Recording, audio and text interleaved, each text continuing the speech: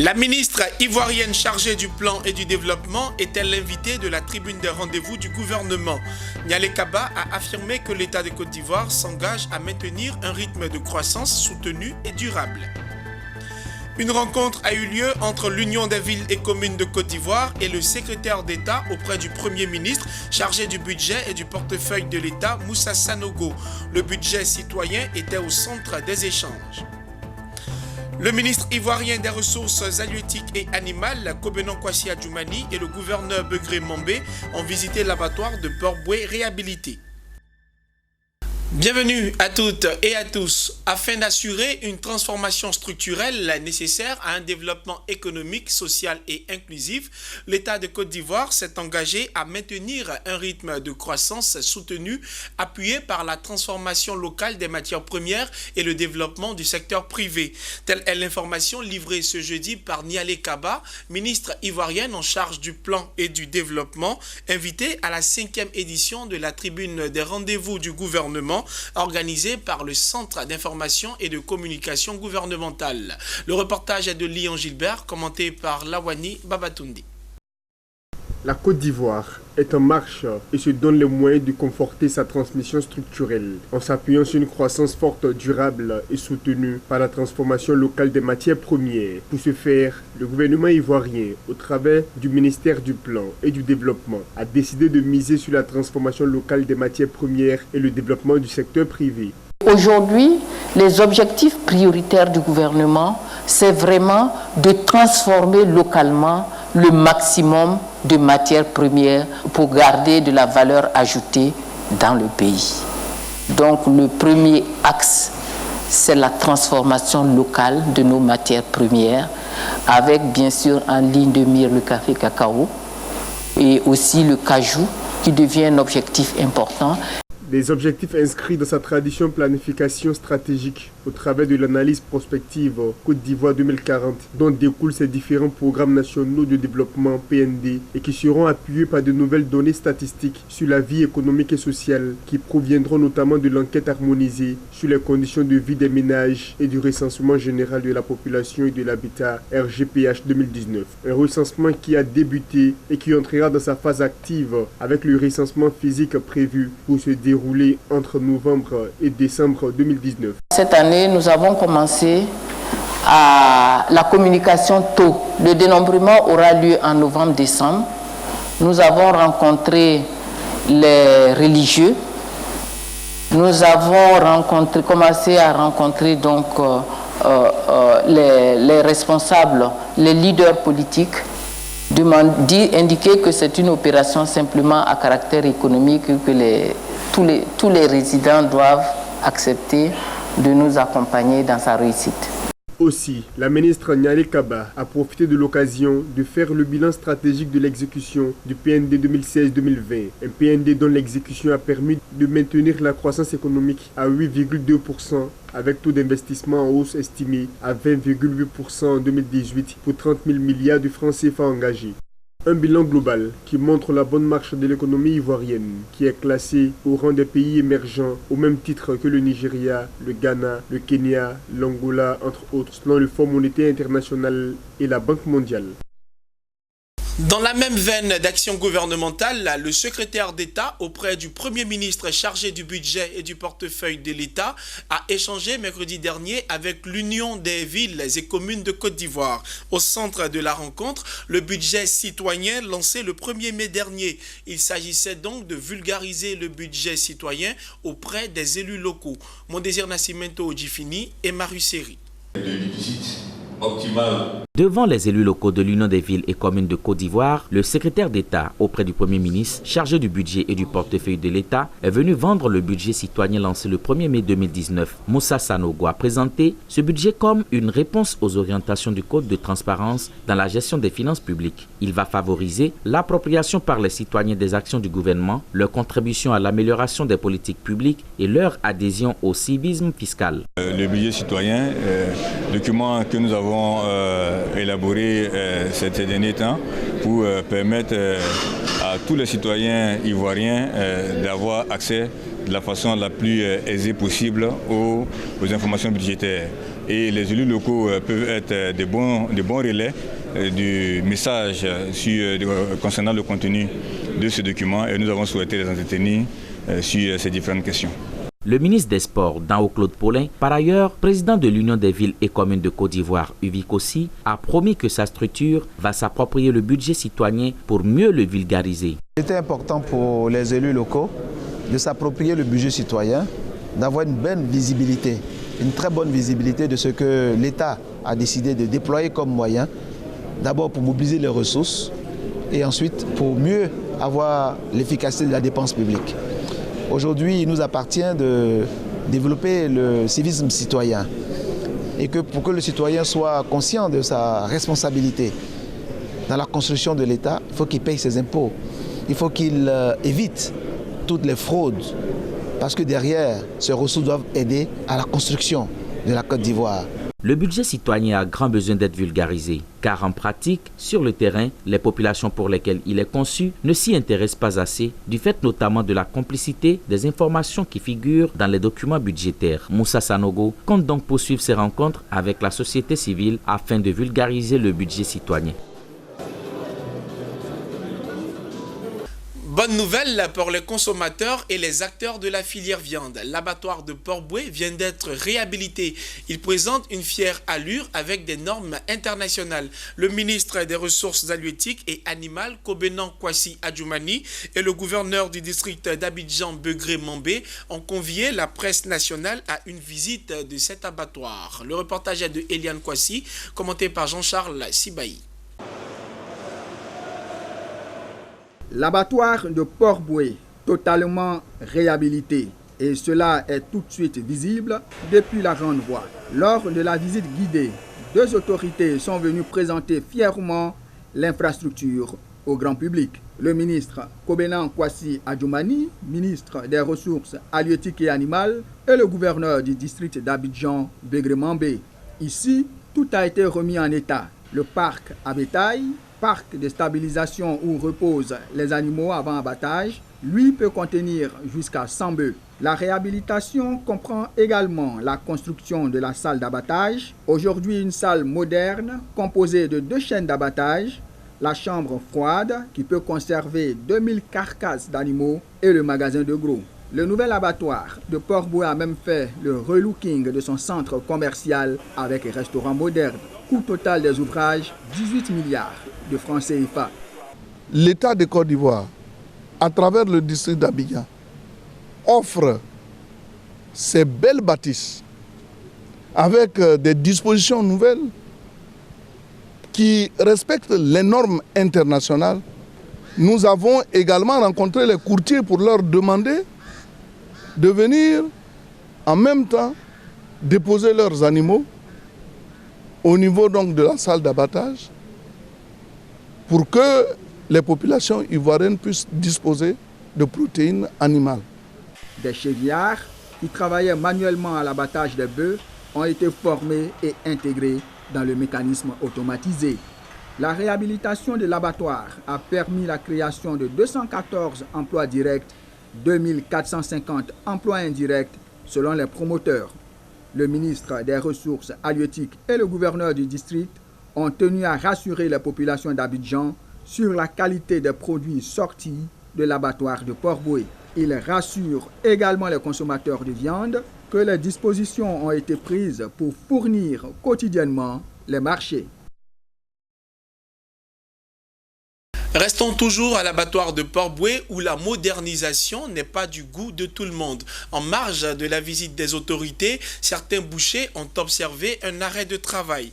Ils ont décidé de protester contre le nouveau tarif pour l'abattage d'un bœuf qui s'élève à 22 000 francs CFA dans la nouvelle salle construite à cet effet, là où l'abattage traditionnel coûtait 3 000 francs CFA. Une accusation fausse selon Begré Mambé, ministre et gouverneur du district d'Abidjan, affirmant que les 3 000 francs CFA correspondent correspondent à l'inspection vétérinaire.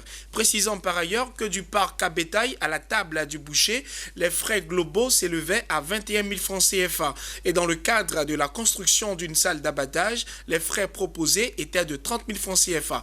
Après des négociations avec les animateurs de la chaîne, le tarif de 22 000 francs CFA a été arrêté. On poursuit donc cette édition en parlant cette fois de formation dans le domaine sanitaire.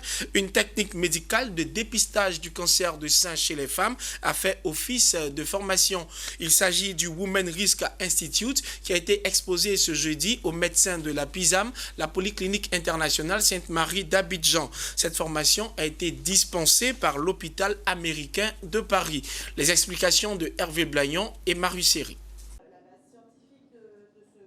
Il devrait améliorer le dépistage du cancer du sein de la femme. Le Women's Risk Institute est une technologie médicale mise en œuvre par l'hôpital américain de Paris dans le cadre d'une coopération avec la PISAM, Polyclinique internationale Sainte-Anne-Marie d'Abidjan. L'hôpital américain de Paris est venu renforcer les capacités des médecins de la PISAM sur cet outil de prévention.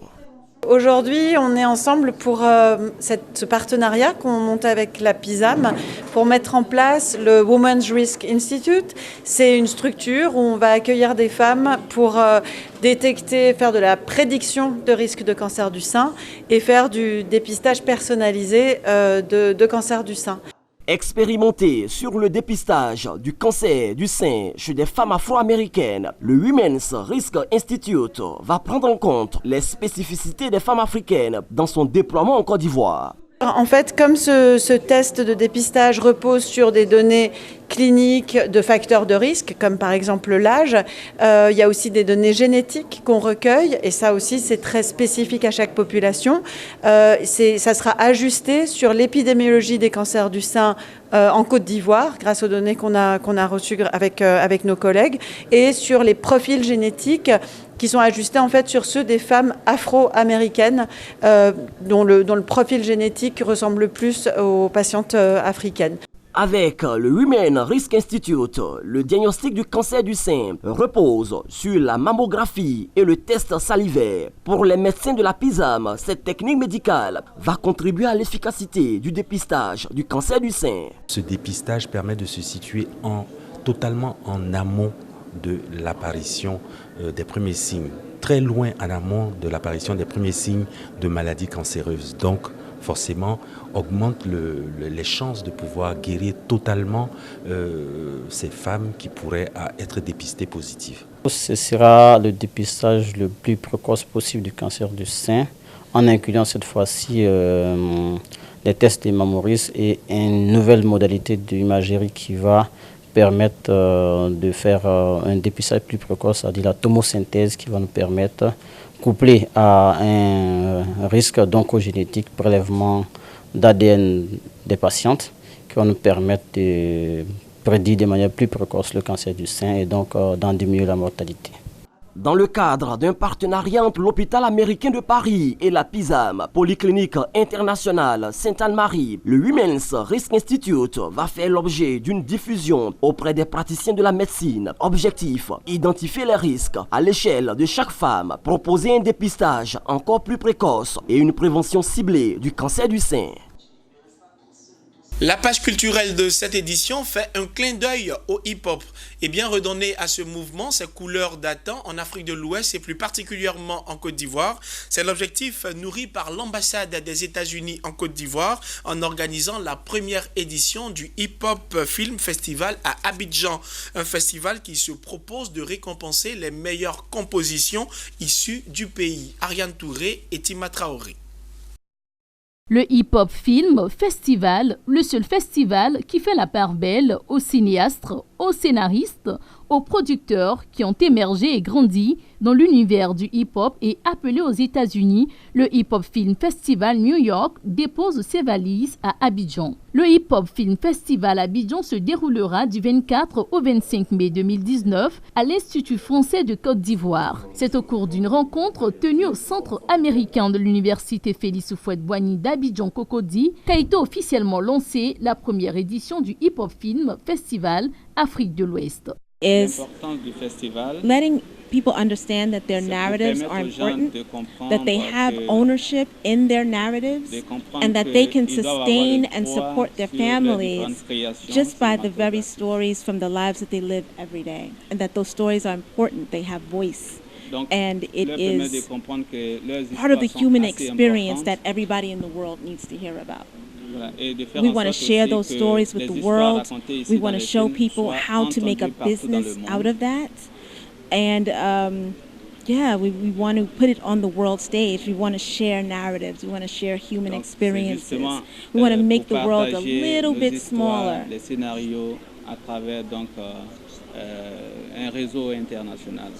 Une opportunité donnée aux Ivoiriens de faire valoir leur savoir-faire en la matière et étendre les lignes du rap et du cinéma ivoirien vers d'autres horizons. Je suis vraiment heureux que ce festival se passe ici en Afrique pour la première fois et que Abidjan ait été choisi.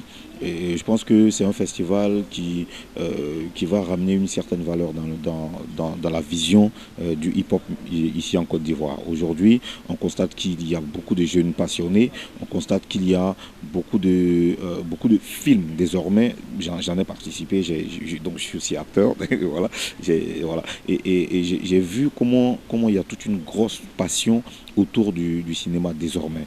Ce festival est organisé dans le cadre des programmes d'échange culturel entre les États-Unis et la Côte d'Ivoire. Hip Hop Film Festival Abidjan, qui est un dérivé du grand festival, se propose de récompenser à son tour les meilleures productions issues de la Côte d'Ivoire. Le lauréat verra son film projeté à la phase finale de New York et partagera les dividendes du festival avec les organisateurs. Lancée le 16 mai dernier à San Pedro, dans le sud-ouest, la caravane Sublime Côte d'Ivoire a traversé Grand Bérébi, puis Taï, avant de s'achever le 19 mai passé à San Pedro par une conférence bilan du ministre ivoirien du Tourisme et des Loisirs, Siandou Fofana. À travers cette caravane, il s'agissait pour le premier responsable du tourisme et des loisirs de Côte d'Ivoire d'aller à la découverte du potentiel touristique du sud-ouest et d'échanger avec les acteurs du secteur en vue de mieux appréhender leurs préoccupations. Occasion de présenter Sublime Côte d'Ivoire, la stratégie nationale de développement du secteur à l'échéance 2025. Le reportage est de Abel Kouao, commenté par Nadia Ewuno. Pour l'étape du sud-ouest, il s'agissait de décrire la route des éléphants et paradis entre mer et nature. Deux circuits qui ont permis au ministre du Tourisme, Siandou Fofana, de toucher de près les réalités du terrain afin de mieux apprécier les mécanismes de la mise en œuvre finale de ces circuits qui s'étendent de San Pedro au parc national de Taï, où tourisme balnéaire et écotourisme cohabitent harmonieusement dans une nature luxuriante. Siandou Fofana, tout au long de cette tournée, a pris la pleine mesure du potentiel de la région du sud-ouest, notamment une situation balnéaire féerique qui montre bien que la Côte d'Ivoire a beaucoup à offrir à l'ensemble des touristes. Dans le cadre donc de la valorisation de ces atouts touristiques, la stratégie nationale de développement du secteur à l'échéance 2025 baptisée Sublime Côte d'Ivoire a été présentée. Cet important patrimoine vient pour étayer notre démarche et mettre en exergue la possibilité pour nous de faire en sorte que le touriste vivent pleinement les enjeux de la nature et comprennent le sens de la préservation de l'écosystème actuel en vue de léguer ça aux générations futures. De par l'action que nous voulons établir à partir de l'écotourisme, nous pensons qu'il y a un fonds de commerce qui est établi, qui est pérenne et qui est d'une richesse inestimable. Dans le budget global de 3 200 milliards de francs CFA, 480 milliards serviront à transformer le visage de San Pedro. Les préoccupations des acteurs du secteur ne sont pas tombées dans des oreilles d'un sourd. Le ministre s'est fait leur porte-parole auprès du Premier ministre ivoirien Amadou Gon Coulibaly afin d'analyser toutes les difficultés en vue d'y apporter des solutions plus concrètes. La parafiscalité, la cherté des billets d'avion, les redevances d'occupation portuaire, le soutien à l'investissement sont entre autres les préoccupations que le ministre a promis de soumettre au comité interministériel. Il était important pour nous de venir pour présenter à l'ensemble des opérateurs du secteur et à la population les atouts et les projets contenus dans la stratégie Sublime Côte d'Ivoire. Et Sublime Côte d'Ivoire a identifié ici comme étant une première zone au nombre des 7 zones touristiques de notre pays que nous voulons ériger. Et San Pedro ne pouvait être qu'en première ligne. Et c'est ce que nous sommes venus faire. Ça a permis de lancer la stratégie. L'arrivée du ministre nous a réconfortés. L'arrivée du ministre nous a donné déjà le courage dans l'industrie hôtelière. Et vraiment, nous sommes prêts à travailler et à mettre en exergue tout ce qui est comme produit touristique pour que la Côte d'Ivoire profite.